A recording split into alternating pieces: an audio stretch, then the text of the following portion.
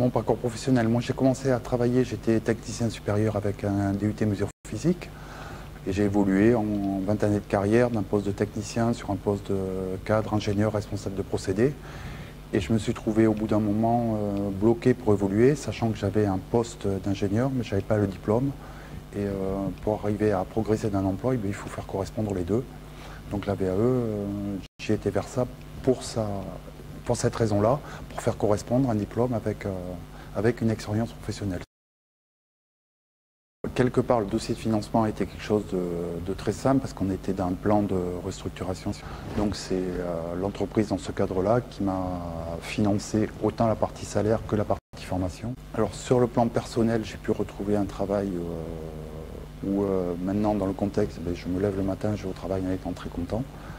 J'ai trouvé un poste d'ingénieur et j'ai évolué très rapidement, en 3 mois, vers un poste de responsable où j'ai maintenant une équipe de 8 personnes qui travaillent avec moi. J'ai des projets personnels, plus de l'encadrement, donc c'est une évolution très très nette par rapport à mon parcours avant. Alors un ingénieur, c'est quelqu'un pour moi qui sait prendre un projet, être autonome, savoir juger des risques, savoir planifier sa charge de travail, et qui est capable de venir dire quand ça ne va pas, de venir analyser la situation et de lever des signaux d'alarme quand il faut. Alors quelqu'un qui envisage de faire une VAE pour un diplôme d'enseignement supérieur, après je ne peux pas parler des autres diplômes, c'est de bien réfléchir à l'énergie qu'il veut y mettre et de bien réfléchir à l'adéquation de son parcours professionnel avec le diplôme qu'il vise d'obtenir.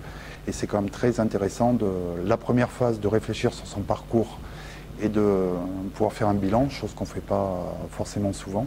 Donc ça amène pas mal de richesse sur le parcours qu'on a eu, peut-être les erreurs qu'on a fait ou les évolutions qu'on a eues.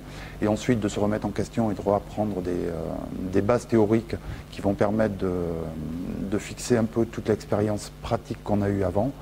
Ça permet de concilier les deux et c'est très très enrichissant.